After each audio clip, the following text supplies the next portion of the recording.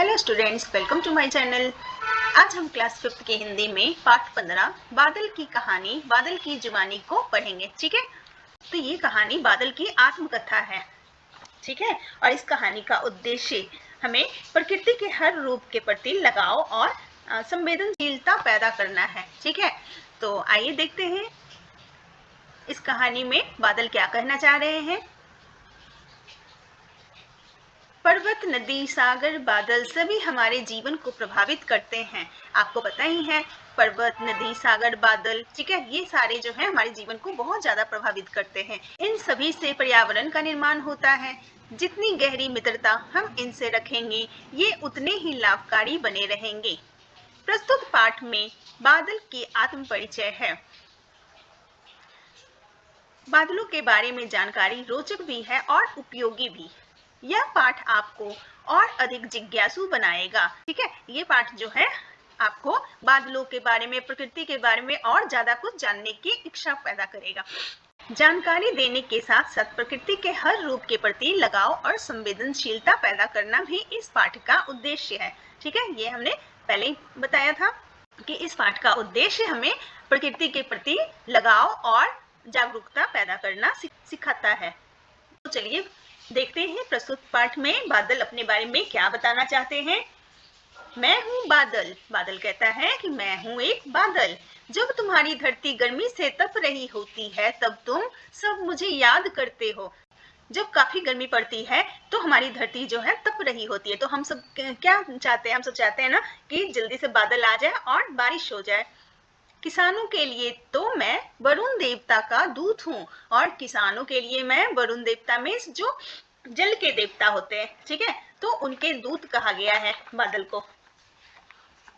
जैसे ही आकाश में मेरी घटाएं छाती है, सब प्रसन्नता से नाच उठते हैं। सही बात है, जैसे ही जब काफी गर्मी पड़ रही होती है और जैसे ही आकाश में काले काले बादल आ जाते हैं, तो सारे खुशी से नाच उठते हैं कि चलो अब बारिश होगी। कभी कभी मुझे तुम्हें चिढ़ाने में भी मजा आता है।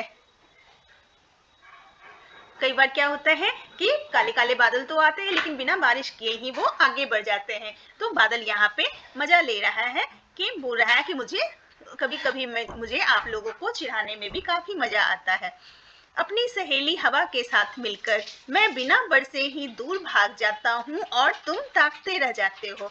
ठीक है, तो जब तेज हवा आती है तो बादल को दूर उड़ा कर ले जाती है, जिसके कारण बारिश नहीं हो पाती है और हम सब निराश हो जाते हैं। मुझे देखते हो, पसंद करते हो, पर कितना जानते हो मेरे बारे में। ठीक है, मुझे तो देखते रहते हो, हमेशा देखते हो कि आकाश में काले काले बादल होते हैं और मुझे पसंद भी करते हो, लेकिन मेरे बारे में कुछ जानते भी हो, ये बादल बोलता है। चलो आज मैं तुम्हें कुछ अपने बारे में बताता हूँ। मैं पानी या बर्फ के हजारों नन्हे नन्हे कणों से मिलकर बनता हूँ।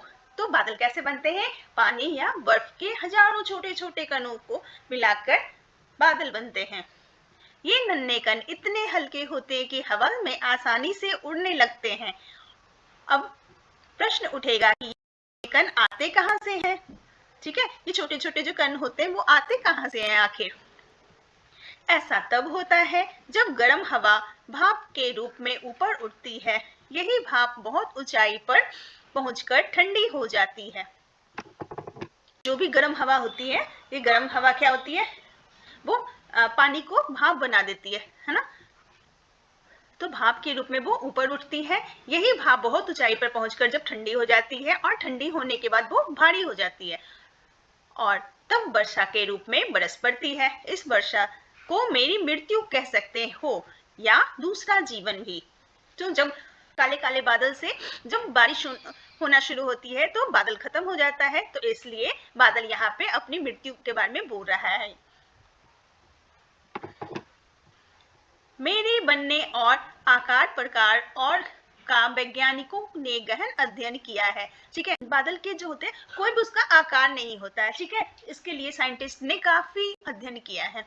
ठीक है, ऊंचाई पर उड़ने वाले मेरे सबसे सामान्य रूप को उन्होंने सीरस नाम दिया है। और जो साइंटिस्ट हैं, वैज्ञानिक हैं, उन्होंने ऊंचाई पे उड़ने वाले जो सबसे सामान्य दिखने वाले जो बादल हैं, उनका नाम उन्होंने सीरस रखा है। सीरस लैटिन भाषा का शब्द है जिसका अर्थ है गोलाकार। ठीक है, लैटिन जो है रोम की एक भाषा है। ठीक है, उसमें सीरस का मतलब होता है गोलाकार। हमारा सीरस रूप बहुत हल्का और फुसफुसा होता है। बादल जो है बहुत ही ज्यादा हल्का होता है। यहाँ तक कि हमारा ये रूप गर्मी के मौसम में भी दिखाई देता है। कई बार हम गर्मियों में भी देखते हैं कि हल्की हल्की बादल होती है। हमारा ये रूप बर्फ के कणों से बनता है और तब हम धरती से लगभग 18,000 फीट ऊपर होते हैं। और ये जो सीरस रूप होता है बर्फ के कणों से बनता है और ये धरती से लगभग 18,000 फीट ऊपर होते हैं। हमारे दूसरे रूप को उन्होंने नाम दिया है क्यूमुलस, जिसका अर्थ है ढेर। ठीक है, इसका बादल का जो दूसरा रूप है उसका नाम दिया है वैज्ञानिकों ने क्यूमुलस। ठीक है, इसका अर्थ होता है बहुत सारा, ढेर मतलब बहुत सारा। यह नाम हमें शायद इसलिए दिया गया क्योंकि हमारा यह रूप रुई के ढेर जैसा दिखाई देता है। ठीक है,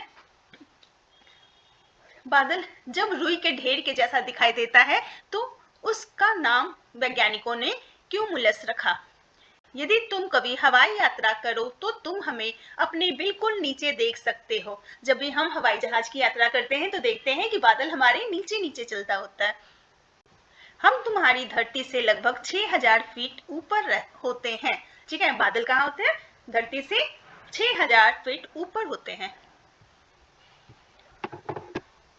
हमारा एक तीसरा रूप है जिसे क्यूमुलोनिम्बस कहते हैं, जिसका अर्थ है पानी से भरा हुआ, और एक काफी भारी बादल होता है जिसका नाम वैज्ञानिकों ने क्यूमुलम्बस रखा। ठीक है, इस रूप में वह बहुत ऊंचे उड़ते हैं, एवरेस्ट शिखर से भी दुगना ऊंचे। और हमारा जो एवरेस्ट शिखर है उससे भी काफी ऊंचाई पे वे उड़ते हैं।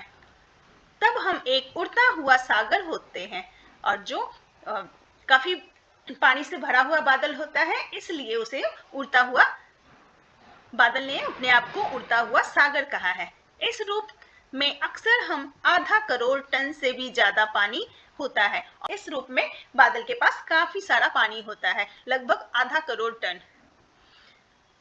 हमारे इसी रूप से मूसलाधार या ओलों की वर्षा होती है। ठीक है, और बादल के इस रूप से काफी मूसलाधार बारिश होती है और ओलों की भी वर्षा होती है। हम सदा बहुत ऊंचे ही नहीं उड़ते, और बादल कहता है कि हम हमेशा ऊंचा ऊंचा ही नहीं उड़ते हैं। हमारा स्ट्रेटस रूप काफी नीचे होता है, और यहाँ पे बादल का चौथा रूप हो गया स्ट्रेटस, जो काफी नीचे होता है। हमारे इस नाम का अर्थ ही है फैला हुआ। का जो स्ट्रेटस नाम है उसका अर्थ होता है फैला हुआ। हमारा ये रूप पूरे आकाश को घेर देता है। जब हम वर्षा करते हैं तो हमें निम्बू स्ट्रेटस कहा जाता है। बादल का स्ट्रेटस रूप है वो पूरे आकाश को घेर लेता है और काफी वर्षा होती है, इसलिए बादल के इस रूप को निम्बू स्ट्रेटस कहा जाता है। आगे बादल बोलता है, चलो अब मैं चलता हूँ। अगली बार जब मैं तुम्हें आकाश में दिखाई दूं तो मेरे विभिन्न नामों में से पहचानने की कोशिश करना कि मैं कौन सा बादल हूँ। अब इस पाठ में बादल ने अपने 4 रूप के बारे में बताया है। ठीक है, तो यहाँ बच्चों से बादल बोलना चाह रहा है कि जब भी मैं आकाश में दिखाई दूं तो तुम मुझे पहचानने की कोशिश करना कि मैं कौन सा रूप हूँ। ठीक है, मेरे लैटिन नामों को भी याद करने की कोशिश करना। ठीक है, और बादल बोलता है क्या कि मेरे जो भी लैटिन नाम है, जैसे सीरस, तो बोल रहा है क्या इसको भी याद करने की कोशिश करना। तुम मुझे अपनी पसंद के नाम भी दे सकते हो, हम मित्र हैं ना। तो बादल यहाँ पे बोलता है हम तो फ्रेंड है, तुम मुझे अपना कोई पसंदीदा नाम भी दे सकते हो। ठीक, तो ये थी आत्मकथा, बादल की कहानी, बादल की जुबानी। ठीक है, और इसके प्रश्न उत्तर और शब्दार्थ हमने पिछली वीडियो में बनाया हुआ है। ठीक है, वो आप चेकआउट कर सकते हैं, और इस सीरीज की सारी प्लेलिस्ट बनी हुई है, वो भी आप चेकआउट कर सकते हैं। ठीक है, तो आई होप आपको ये पूरा चैप्टर काफी अच्छी तरह से समझ में आ गया होगा। मिलते हैं फिर नेक्स्ट वीडियो में। Thanks for watching.